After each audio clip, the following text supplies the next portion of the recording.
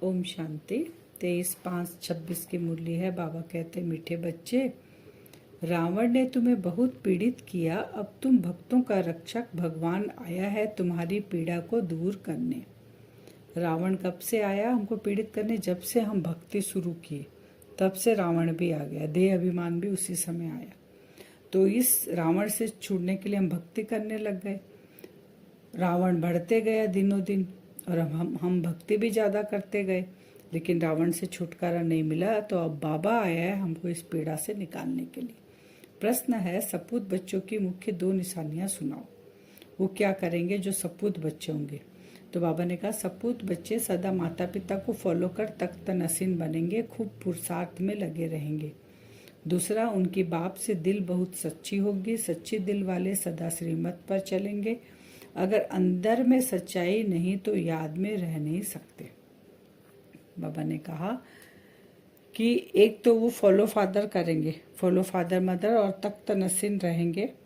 दूसरा, बाबा ने कहा कि सच्चाई होगी उनके अंदर और बाबा की याद में रहेंगे। गीत है, भोलानाथ से निराला कोई और नहीं, ऐसी बिगड़ी को बनाने वाला कोई और नहीं। हमारी तकदीर जो बिगड़ गई थी उसको बनाने वाला केवल भोलानाथ बाबा, वो शिव बाबा ही है, हम आत्माओं का पिता। ओम शांति। मीठे मीठे बच्चों ने यह भक्ति मार्ग का गीत सुना। भक्त इस गीत के अर्थ को नहीं जानते। तुम भगवान के बच्चे बने हो। भगवान रक्षक है भक्तों का, तुम भी रक्षक हो भक्तों के। भक्तों की रक्षा करते हो। बाबा कह रहे हैं कि मैं भक्तों का रक्षक हूँ, क्योंकि सबसे पहले हम देवकुल की आत्मा ही भक्त बनते हैं, पूजा करते हैं। तो बाबा जब आते हैं तो जो सब पहले पहले जिसने भक्ति की है वो आकर बाबा के ज्ञान को समझते हैं, माने बाबा को पहचानते हैं। तो जो उनको पहचान गए और जो अभी तक भक्ति कर रहे हैं, बाबा कहते हैं अब तुमको उसको बताना है। तुम अब भक्तों के रक्षक बनते हो, मेरे बच्चे हो। तो वही भक्तों का तुम भी रक्षक हो भक्तों के। भक्तों की रक्षा करते हो। कौन सी आफत है जो भक्त रक्षा करने के लिए भगवान को बुलाते हैं? भक्तों को रावण का बहुत दुख है। रावण संप्रदाय पीड़ित है दुखों से, तो भोलानाथ को याद करते हैं। वह है रावण संप्रदाय, यह है राम संप्रदाय। बाबा ने कहा 2 संप्रदाय है जिनको ज्ञान मिल गया, जो बाबा के बच्चे बन गए हैं, जो बाबा की याद से अपने विकर्मों को विनाश कर रहे हैं, वो तो है राम संप्रदाय, जिसने राम की शरण ले ली। और जो अभी तक भी भक्ति कर रहे हैं, बाबा कहते हैं वो है रावण संप्रदाय, वो अभी भी दुखी है, पुकार रहे हैं। भक्तों को ये पता ही नहीं है कि हमारा रक्षक कौन है। भल गाते हैं भोलानाथ रक्षक है, परंतु क्या रक्षा करते हैं यह नहीं जानते। तुम बच्चे अब समझते हो कि भोलानाथ शिव बाबा ही बिगड़ी को बनाने वाला है। दुनिया को तो पता ही नहीं है कि भगवान किसको कहा जाता है। भगवान का पता हो तो फिर भगवान की रचना के आदि मध्य अंत का भी पता हो। अब किसी की बायोग्राफी आप जानोगे तो उसको भी जानेंगे और उससे हमें क्या क्या प्राप्ति हुई, वो कौन है, कैसा है, सब कुछ जानेंगे ना। तो ना तो भगवान को जानते, ना आदि मध्य अंत का उनको उनकी रचना का पता, न भगवान को जानते रचना का पता। इसलिए ऐसे मनुष्य संप्रदाय को ब्लाइंड भी कहा जाता है। दूसरे तरफ तुम हो, बाबा ने कहा जो नहीं जानते उनको क्या कहा गया? ब्लाइंड फेथ, कुछ भी नहीं जानते, जो जैसा बोलता है उसको भगवान मानकर पूजा करें। फिर बाबा कहते दूसरी तरफ तुम हो, जो हम ईश्वरीय संप्रदाय के हैं, राम संप्रदाय के, जिनको दिव्य दृष्टि मिली है। ये दिव्य दृष्टि किसने दी? स्वयं शिव बाबा ने हमको बताया।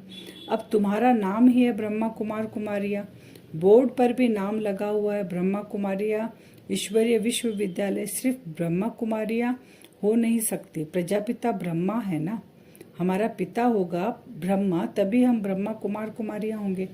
पिता के पास बच्चे और बच्चियां दोनों होते हैं। प्रजापिता ब्रह्मा को ही इतने ढेर बच्चे हो सकते हैं, तो समझना चाहिए ये बेहद का पिता है। यह भी जानते हैं ब्रह्मा विष्णु शंकर को रचने वाला बाप ही है, जिसको निराकार कहा जाता है। अब ब्रह्मा के हम बच्चे हुए, ब्रह्मा कुमार कुमारी, और ब्रह्मा को रचने वाला कौन है? विष्णु को रचने वाला कौन है? शंकर को रचने वाला कौन है? वो शिव बाबा निराकार। यह हो गया बेहद का बाप, कौन है? शिव बाबा। यह भी जानते हो परमपिता परमात्मा ब्रह्मा द्वारा रचना रचते हैं। इनकी सारी रचना सब मनुष्य मात्र वास्तव में शिववंशी है। जितनी भी मनुष्य आत्माएं हैं सारे शिव बाबा के बच्चे हैं। तो एक नाते से सब क्या हो गए, शिववंशी हो गए।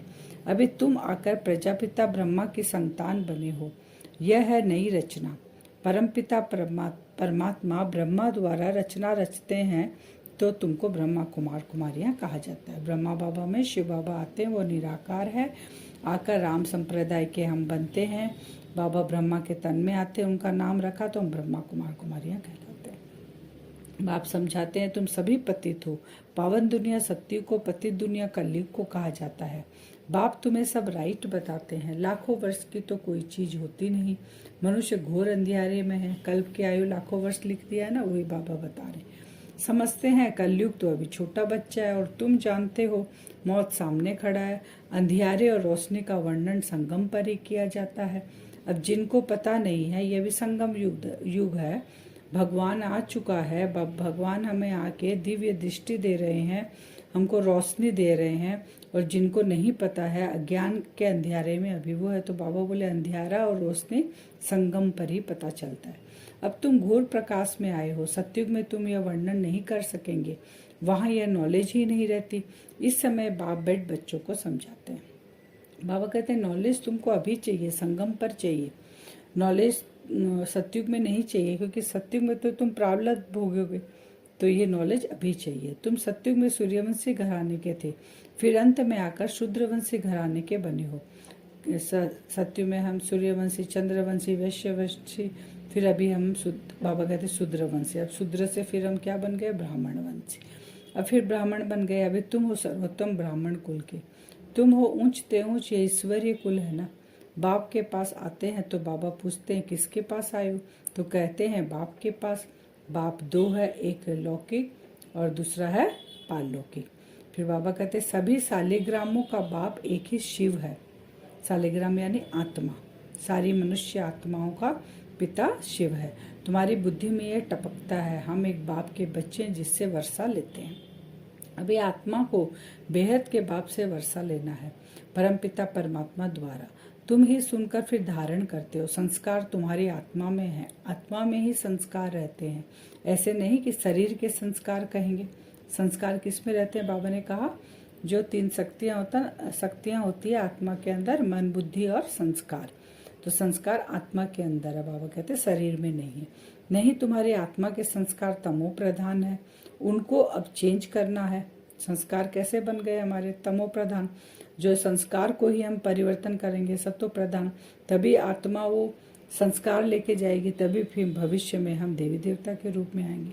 तो बाबा कहते हैं काया कल्प तरु कहा जाता है। काया कल्प वृक्ष समान बनती है, आयु भी बड़ी रहती है। तुम जानते हो, क्योंकि यहाँ आत्मा सत्व प्रधान संस्कार लेके जाएगी तो वहाँ पे काया कल्पत्रु शरीर बहुत अच्छा मिलेगा हमें, आयु बड़ी रहेगी। यहाँ तो आयु बहुत छोटी रहती है, छोटी आयु में ही बैठे बैठे काले मृत्यु हो जाती है। अभी तुम काल पर विजय पाते हो, वहाँ काल कभी खाता नहीं। कहाँ, सतयुग में।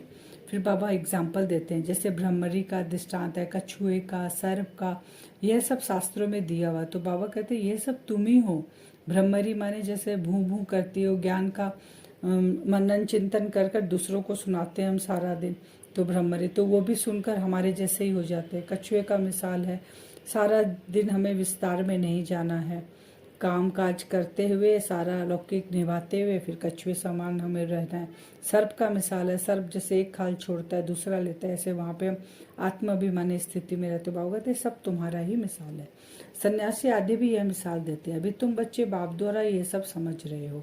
वह तो हुआ भक्ति मार्ग, पास्ट का गायन करना, इसका फिर बाद में गायन होगा। इस समय ही बाप इस तन में आते हैं। बाबा कहते हैं भगवान ब्रह्मा को भगवान नहीं कह सकते हैं, वह तो फिर अंधश्रद्धा हो जाती है। ऐसे भी मनुष्य जो राम को, कृष्ण को भगवान कहते हैं, कृष्ण के लिए, राम के लिए भी कह देते, वह तो सर्वव्यापी है।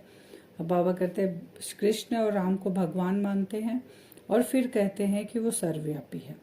कोई कृष्ण पंथी, कोई राधे पंथी, राधे वाला होगा तो वो सब जगह राधे राधे, कृष्ण पंथी वाले होंगे बोलेंगे जिधर देखो कृष्ण ही कृष्ण है।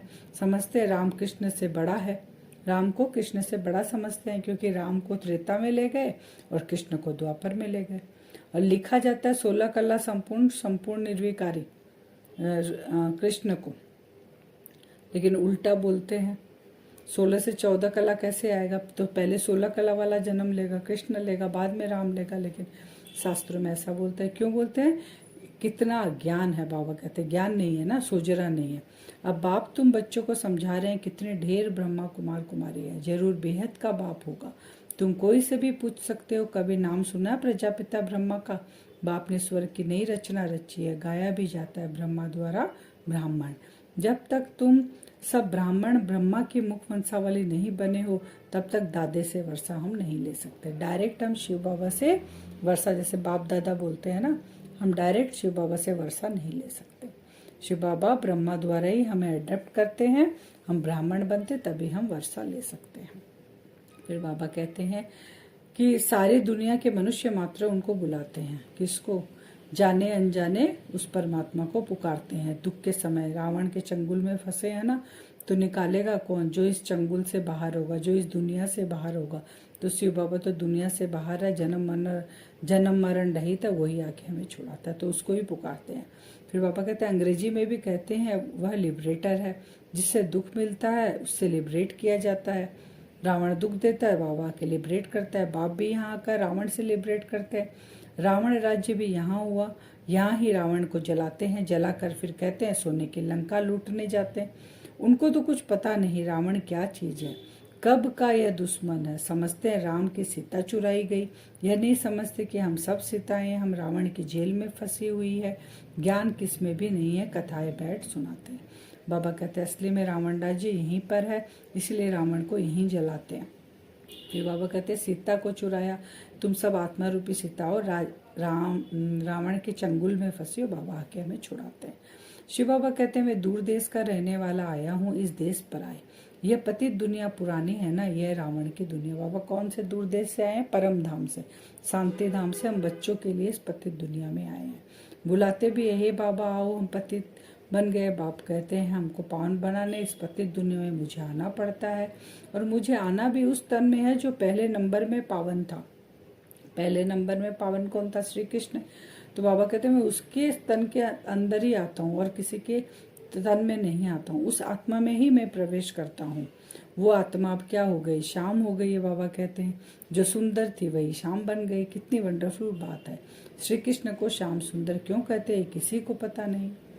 बाबा कहते हैं क्योंकि जब वो लास्ट जन्म में 84 जन्म रहती है वो आत्मा, तो वो श्याम बन जाती है। उसी को बाबा आके सुंदर बनाते हैं। श्री कृष्ण का चोला देते हैं। क्या एक श्री कृष्ण को ही सर्प ने डसा? बाबा कहते हैं सतयुग में थोड़े ही सर्प आदि होते हैं, काला दिखाते ना कि क्यों काला हुआ, सांप ने डसा, वही बाबा बता रहे हैं। बाप कहते हैं ये अंतिम जन्म मेरे कारण पवित्र बनो तो पवित्र दुनिया के मालिक बनेंगे। कौन से सांप ने डसा?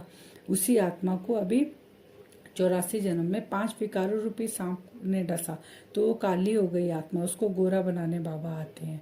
वैसे सारी आत्माएं जो देवकुल की आत्मा से सभी, अभी तो सभी आत्मा पतित बन गई है, काली हो गई, सबको 5 सांपों ने डस लिया है। बाबा कहते हैं अल्फ को याद करो तो बेबादशाही तुम्हारी है, सहज राजयोग सहज राजाई।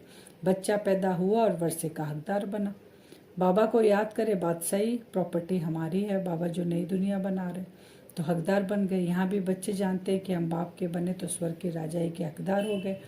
परंतु बाबा कहते हैं राजा रानी सब तो चाहिए ना, वहाँ पे सब तो गद्दी में बैठेंगे नहीं, राजधानी स्थापन हो रही है। तो यह है राजयोग, तो इसमें राजा रानी प्रजा साहूकार गरीब सब चाहिए, इसलिए रुद्रमाला भी बनी हुई है। अब ये कैसे पद मिलेगा? एक पिता के सब संतान बने हैं, लेकिन लेने में पुरुषार्थ करने में नंबरवार हो जाते हैं हम, तो पद वैसा ही मिलेगा। तुम जानते हो हम राजयोग सीखने आए हैं। माता पिता को फॉलो कर पहले पहले सूर्यवंशी चंद्रवंशी बनेंगे सपूत बच्चे, वह जो माता पिता को फॉलो कर तख्त नसीब बनते हैं। फिर बाबा कहते तुम जानते हो हम ब्राह्मण ही सो फिर देवी देवता बनेंगे। जैसे जगदम्बा कौन है? बाप समझाते हैं मम्मा, यह ब्राह्मणी थी, ज्ञान ज्ञानेश्वरी थी, ज्ञान था उसके अंदर, बाबा से ज्ञान लेके ज्ञान ज्ञानेश्वरी बनी। फिर वो कब भविष्य में बनेगी? राज राजेश्वरी लक्ष्मी बनेगी। तो वैसे हम भी अभी ज्ञान ज्ञानेश्वर बन रहे हैं बाबा से लेकर, बाद में राज राजेश्वर बनेंगे जाके। आज का वरदान है अपने परिवर्तन द्वारा निरंतर विजय की अनुभूति करने वाले सच्चे सेवाधारी भव। कौन सा परिवर्तन? हमारे अंदर जो परिवर्तन हो रहा है, माने देह से देही में जो हमारे स्थिति में, वो परिवर्तन को देखकर अनुभूति कराने वाले दूसरे को सच्चे सेवाधारी हैं। जैसे निरंतर योगी बने हो, ऐसे निरंतर विजयी बनो तो सच्चे सेवाधारी बन जाएंगे। क्योंकि विजयी आत्मा जब हर संकल्प, हर कदम में विजय का अनुभव करती है तो उनका यह परिवर्तन देख अनेक आत्माओं की सेवा स्वतः होती है। उनके नयन रूहानियत का अनुभव कराते हैं, चलन बाप के चरित्रों का साक्षात्कार कराती है, मस्तक से मस्तक मणि का साक्षात्कार होता है। ऐसे अपनी अव्यक्त सूरत से सेवा करने वाले विशेष आत्मा को ही सच्चा सेवाधारी कहा जाता है। स्लोगन है, विशेषताएं व गुण दाता की देन है, दाता को देखो व्यक्ति को नहीं। यज्ञ में किसी के अंदर भी कोई विशेषता है तो उस व्यक्ति को नहीं देखना है, वो विशेषता बाबा से मिली है, उस दाता को देखना है। अव्यक्त सारे सदा अचल अडोल एक रस स्थिति का अनुभव करो। आत्मिक स्थिति के अभ्यास से वायुमंडल को रूहानी बनाओ तो और सब बातें स्वतः ठीक हो जाएगी। कौन सी स्थिति में? आत्मिक स्थिति से सब एक बात एक रस हो जाएंगे, फिर माया भी नहीं आएगी। क्योंकि वायुमंडल शक्तिशाली होगा, सब एक ही संकल्प लेके बैठेंगे तो शक्तिशाली होगा। वायुमंडल को शक्तिशाली बनाने के लिए याद के प्रोग्राम रखो, आपस में उन्नति के लिए रूहान की क्लासेस करो, स्नेह मिलन करो, धारणा की क्लासेस रखो तो सफलता मिल जाएगी। वरदान से योग करेंगे। अपने आप को देखिए, भ्रकुटी सिंहासन पर मैं आत्मा बैठी हूँ। परम धाम से बाबा की सफ़ेद रंग की लाइट मुझ आत्मा के ऊपर पड़ रही है।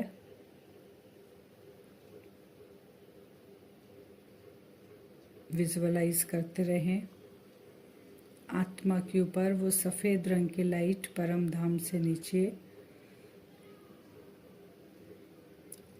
उस लाइट के नीचे हम बैठे हैं। विजुअलाइज करें वो लाइट धीरे धीरे मुझ आत्मा से निकलकर बाबा से कंटिन्यू आ रही है और मुझ आत्मा से निकलकर पूरे ब्रेन में फैल रही है। वाइट कलर की लाइट ब्रेन से विजुअलाइज करते जाए, अंदर अंदर अंतर्मुखी होकर के चेहरे पर आ गई। बाबा से कंटिन्यू आ रही है और वो सफ़ेद रंग की लाइट, पावरफुल लाइट, गुणों और शक्तियों से भरपूर वो लाइट चेहरे से, हाथों में, चेस्ट पे, पेट के अंदर, चारों तरफ फैल रही है। ऐसे फैलते फैलते पाँव के अंगूठे तक विजुअलाइज करें। बाबा से गुणों और शक्तियों की लाइट सफ़ेद रंग की मुझ आत्मा के अंदर प्रवेश कर रही है। भ्रकुटी में आत्मा बैठी है और आत्मा से वो लाइट निकलकर पूरे बॉडी में फैल रही है। अपनी स्थिति का अनुभव करें मुझ आत्मा के। अब जो भी हम कार्य कर रहे हैं, जहाँ भी हम जा रहे हैं, आत्माएं मुझे देखकर आकर्षित हो रही है। मेरे नैनों से उन आत्माओं को रूहानियत दिखाई दे रही है। एक चलता फिरता सफ़ेद लाइट का फरिश्ता मेरे चरित्र से बाप दादा प्रत्यक्ष हो रहे हैं। सबको फरिश्तेपन का अनुभव हो रहा है, अनुभूति हो रही है सभी को। मेरे मस्तिष्क से मस्तिष्क मणि का साक्षात्कार सभी आत्माओं को हो रहा है और बाबा से मेरा कनेक्शन कंटिन्यू है। बाबा से वो लाइट आ रही है। मैं अव्यक्त फरिश्ता हर कार्य को करते हुए एकदम लाइट होकर चल रहा हूँ। आत्माएं मुझे देखकर अनुभव कर रही है। ऐसा कल हम बार बार करेंगे। कोई भी कार्य करेंगे, बाबा से लाइट लेंगे, पूरे बॉडी में फैलाएंगे, हल्का फरिश्ता बनकर कि आत्माएं मुझसे साक्षात्कार करें कि हम एक फरिश्ता चल रहा है, ऐसा अनुभव कराएंगे। ओम शांति।